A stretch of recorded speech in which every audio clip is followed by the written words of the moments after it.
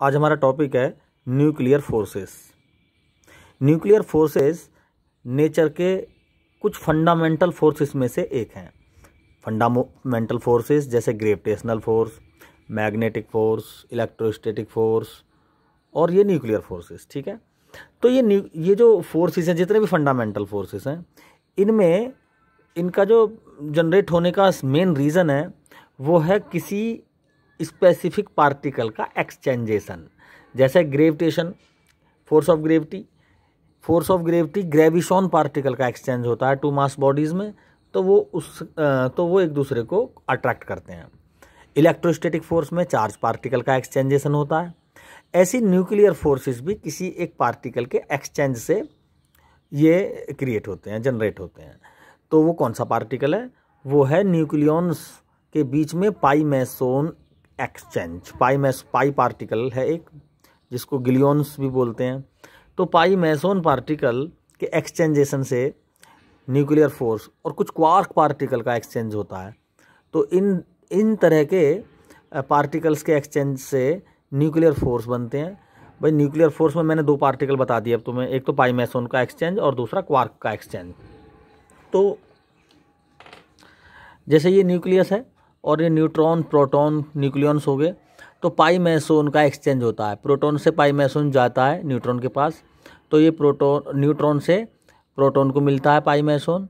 जब प्रोटॉन के पास आता है तो पाई नेगेटिव हो जाता है, और ये जब ये पाई प्रोटॉन से निकलता है तो पाई पॉजिटिव। और तीसरा पार्टिकल भी होता है एक, पाई न्यूट्रल बोलते हैं उसको, जो बीच में है। उसके एक्सचेंजेशन से कुछ ज़्यादा फर्क नहीं पड़ता न्यूक्लियॉन्स पर, लेकिन पाई पॉजिटिव और पाई नेगेटिव के एक्सचेंज से इस पर फर्क पड़ता है। ठीक है, तो पाई मेसोन एक्सचेंज से इनके बीच में एक फोर्स क्रिएट होता है जिसको न्यूक्लियर फोर्स बोलते हैं, और जिसको स्ट्रॉन्ग न्यूक्लियर फोर्स बोलते हैं। ठीक है, तो हमारे पास न्यूक्लियर फोर्स के भी टू टाइप्स हैं। स्ट्रॉन्ग न्यूक्लियर फोर्स हम क्लासीफाइड कर सकते हैं इसको। एक तो होता है स्ट्रॉन्ग न्यूक्लियर फोर्स, और दूसरा लिख लेंगे हम weak nuclear force. Weak nuclear force. ठीक है, तो हम इन दोनों फोर्सेस में इनकी प्रॉपर्टी और इनको डिफाइन करते चलेंगे। तो सबसे पहले हम स्ट्रॉन्ग न्यूक्लियर फोर्स ये कैसे पैदा हुए, ये जनरेट हुए, इसको बताएंगे। तो इसमें सबसे पहला रीज़न है कि स्ट्रॉन्ग न्यूक्लियर फोर्स और वीक न्यूक्लियर फोर्स क्रिएट कैसे हुए। तो ये तो हुए हैं पाई मेसोन एक्सचेंज से,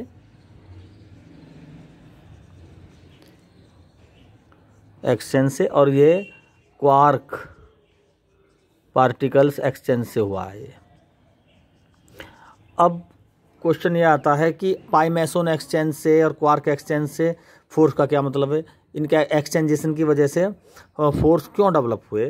तो इसको एक्सप्लेन किया साइंटिस्ट युकावा ने बताया कि जब दो फुटबॉल प्लेयर एक दूसरे से फुटबॉल को एक्सचेंज करते हैं बड़ी रैपिडली, तो वो एक दूसरे की तरफ को झुक जाते हैं। झुकने का मतलब है वो एक दूसरे की तरफ को अट्रैक्ट हो जाते हैं, या उन दोनों प्लेयर्स के बीच में एक अट्रैक्शन फोर्स क्रिएट हो जाता है। उसी तरह से दो न्यूक्लियॉन्स के बीच में अगर पाई मेसोन का एक्सचेंज होता है, तो उन प्लेयर्स की तरह ही इनके बीच में भी एक फोर्स क्रिएट होगा, जिसे हम न्यूक्लियर फोर्स कहेंगे। अगर पाई मेसोन का एक्सचेंज है तो ये हो जाएगा स्ट्रॉन्ग न्यूक्लियर फोर्स, और अगर क्वार्क पार्टिकल का एक्सचेंज है तो ये हो जाएगा वीक न्यूक्लियर फोर्स। ठीक, सेकंड पॉइंट, जो स्ट्रॉन्ग न्यूक्लियर फोर्स होता है ये शॉर्ट रेंज फोर्स होता है। शॉर्ट रेंज का मतलब इसकी रेंज बहुत छोटी होती है, लगभग 10⁻⁻17 मीटर। ठीक है, और ये भी शॉर्ट रेंज फोर्स है। वीक न्यूक्लियर फोर्स भी क्या है? एक शॉर्ट रेंज फोर्स है ये। इसकी रेंज है नियर अबाउट 10⁻⁻15 मीटर। तो शॉर्ट रेंज का मतलब ये है, अगर न्यूक्लियॉन्स इतनी डिस्टेंस पर हैं या 10⁻⁻17 मीटर की रेंज पर हैं, तो वो फोर्स को एक्सपीरियंस करेंगे। ठीक है, इनकी रेंज ही चाहिए। तीसरा नंबर ऑलवेज इनकी अट्रैक्टिव नेचर होगी, ऑलवेज अट्रैक्टिव।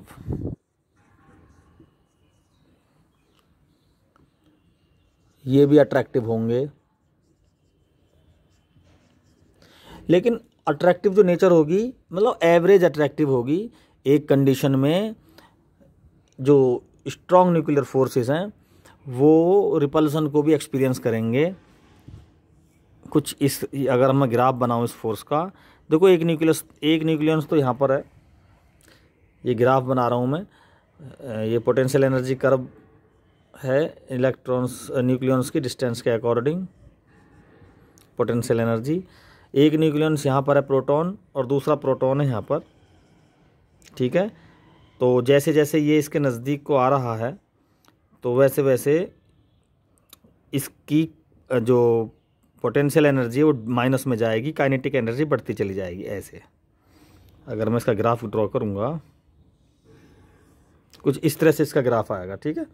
तो देखें ज़रा, जैसे जैसे ये नज़दीक आएगा एरो साइन बढ़ेगा। एरो मीन्स इसकी काइनेटिक एनर्जी बढ़ेगी। ये प्रोटॉन इसके पास आ रहा है तो इसकी काइनेटिक एनर्जी बढ़ेगी, लेकिन एक कंडीशन पर ये फिर घटती चली जाएगी, यानी पोटेंशियल एनर्जी घटती चली जाएगी और एक पॉइंट पर ये पोटेंशियल एनर्जी ज़ीरो हो जाएगी R0 डिस्टेंस पर। ये O है।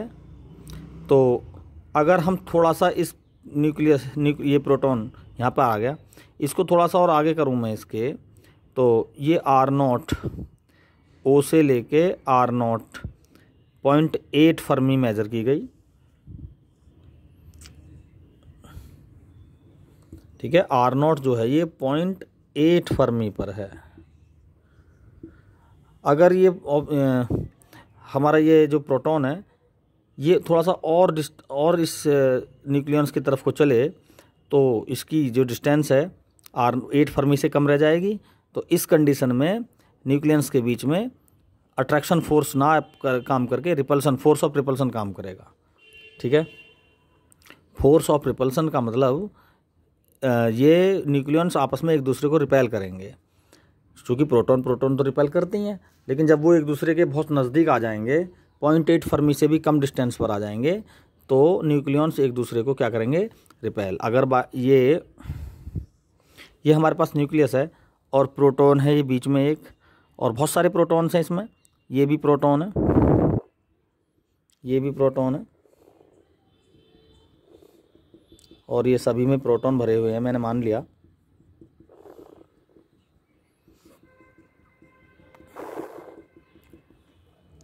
तो ये जो प्रोटॉन यहाँ पे देखें ज़रा, इस प्रोटॉन के नज़दीक अगर ये प्रोटॉन है 3, ये 1 2 3 4 5 6, ये 6 प्रोटॉन है, ठीक है। तो मैंने मान लिया ये 6 प्रोटॉन इस प्रोटॉन से और इन 6 प्रोटॉन्स की सभी की डिस्टेंस 0.8 फर्मी से कम है, यानी ये बीच में जो प्रोटॉन है इसकी डिस्टेंस 1 2 3 4 5 6 इन 6 प्रोटॉन्स के साथ 0.8 फर्मी से जो डिस्टेंस है वो कम है। तो ये प्रोटॉन इन 1 2 3 4 5 6 इन 6 के साथ क्या काम करेगा, रिपल्सन करेगा इनका, ठीक है। ये ग्राफ भी बता रहा है। देखो ये अगर थोड़ा सा और इधर को चलें तो ग्राफ आगे पहुंच गया, यानी U पॉजिटिव हो गया, यानी रिपल्सन बढ़ गया।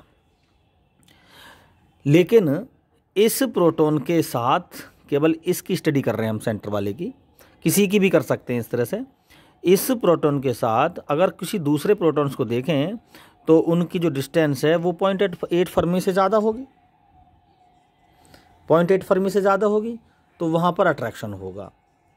तो मेरे हिसाब से इसमें न्यूक्लियस में देखें अगर ये न्यूक्लियस है और ये चारों तरफ के जो प्रोटॉन्स हैं, केवल ये 4 5 5 6 प्रोटॉन ही रिपल्सन शो करेंगे, लेकिन 99%, ये तो 0.5% भी नहीं होंगे शायद, तो लेकिन 99.5% जो हमने मान रखे हैं दूर हैं, 0.8 फर्मी से ज़्यादा डिस्टेंस पर हैं, वो तो अट्रैक्टिव होंगे।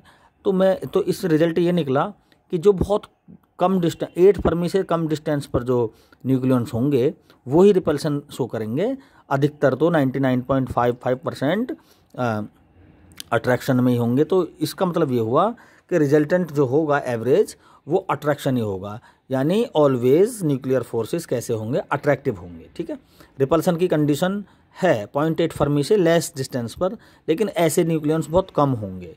ठीक, तो ये तीसरी property always attractive in nature, ऐसे ही वीक न्यूक्लियर फोर्स भी अट्रैक्टिव इन नेचर में ही रहेंगे।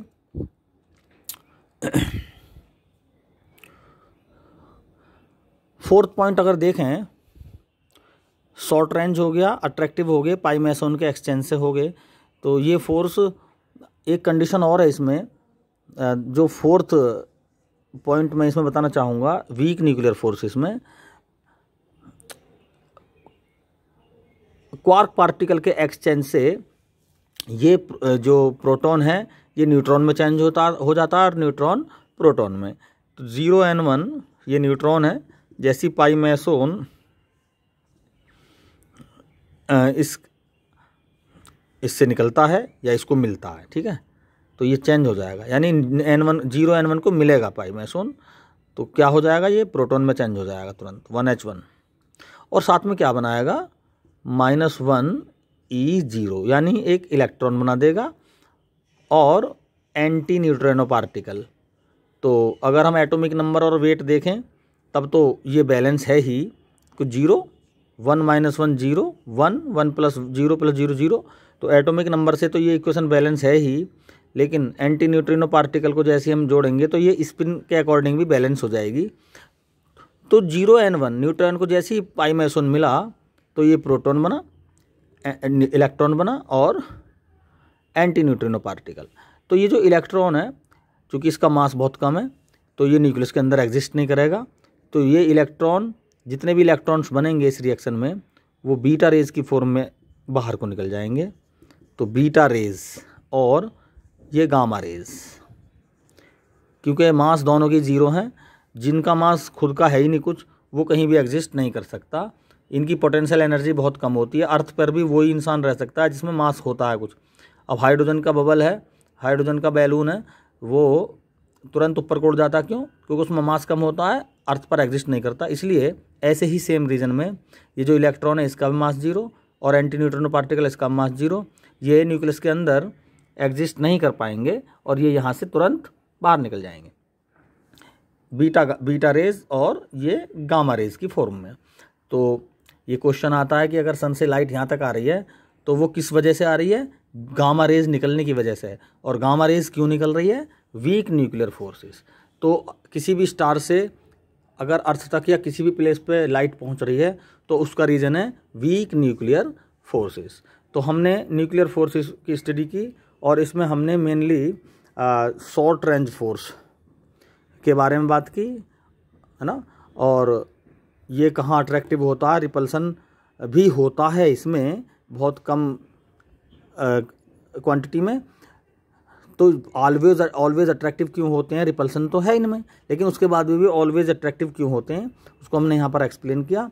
और न्यूट्रॉन प्रोटॉन में, प्रोटॉन न्यूट्रॉन में चेंज होता है, ठीक है, ये किसकी वजह से, वीक न्यूक्लियर फोर्सेस और क्वार्क पार्टिकल के एक्सचेंजेशन की वजह से। चूँकि पाई मैसन तो फिर भी ऐड हो ही रहा है, लेकिन अगर कोई पाई मैसन के साथ साथ बहुत छोटे छोटे पार्टिकल होते हैं, क्वार्क पार्टिकल, जिनसे प्रोटॉन न्यूट्रॉन वगैरह बनते हैं मिलके, अगर इसमें से कुछ क्वार्क निकल जाएंगे तो वो प्रोटॉन बना देंगे, एन में जुड़ जाएंगे वो। और अगर एन से कुछ निकल के, अगर प्रोटॉन से निकल जाएंगे तो प्रोटॉन न्यूट्रॉन बन जाएगा, और न्यूट्रॉन को अगर क्वार्क पार्टिकल मिल जाएंगे कुछ तो ये न्यूट्रॉन प्रोटॉन में चेंज हो जाएगा। तो प्रोटॉन से न्यूट्रॉन, न्यूट्रॉन से प्रोटॉन, पाई मैसन के एक्सचेंजेशन से नहीं, पाई मैसन के एक्सचेंजेशन से न्यूट्रॉन प्रोटॉन में चेंज नहीं हो रहा, बल्कि क्वार्क पार्टिकल के एक्सचेंजेशन से न्यूट्रॉन को प्रोटॉन में चेंज कर दिया। पाई मैसन के एक्सचेंज से केवल ये स्ट्रॉन्ग न्यूक्लियर फोर्सेस बने हैं। स्ट्रॉन्ग न्यूक्लियर फोर्सेस काम क्या करते हैं, देखो ये प्रोटॉन है, ये न्यूक्लियस है, इसके अंदर प्रोटॉन्स हैं, और प्रोटॉन्स तो सभी पॉजिटिव होते हैं, इनके बीच में रिपल्सन होना चाहिए, और रिपल्सन हो जाएगा तो ये न्यूक्लियस कई भागों में टूट सकती है। लेकिन पाई मैसन एक्सचेंज से यहाँ पर एक अट्रैक्शन है ना, स्ट्रॉन्ग अट्रैक्टिव फोर्स, ठीक है, ऑलवेज अट्रैक्टिव ही नहीं, स्ट्रॉन्ग अट्रैक्टिव फोर्स होता है न्यूक्लियस। तो इन न्यूक्लियस के बीच में स्ट्रॉन्ग अट्रैक्टिव फोर्स जो होते हैं वो प्रोटॉन प्रोटॉन के बीच के रिपल्सन को फेस करते हैं और न्यूक्लियस को प्रोटॉन प्रोटॉन के बीच के रिपल्सन की वजह से टूटने नहीं देते। ठीक है, तो ये अट्रैक्शन, अगर रिजल्टेंट रिपल्सन हो गया तो न्यूक्लियस बनेगी नहीं, टूट जाएगी। इसलिए रिपल्सन तो बहुत कम है, एवरेज स्ट्रॉन्ग न्यूक्लियर फोर्स हैं ये। ठीक है, स्ट्रॉन्ग अट्रैक्टिव फोर्स हैं। तो ये जो पाई मेसन के एक्सचेंज से अट्रैक्शन फोर्स क्रिएट हुआ, ये न्यूक्लियस को स्टेबिलिटी देता है। ठीक है, थैंक यू।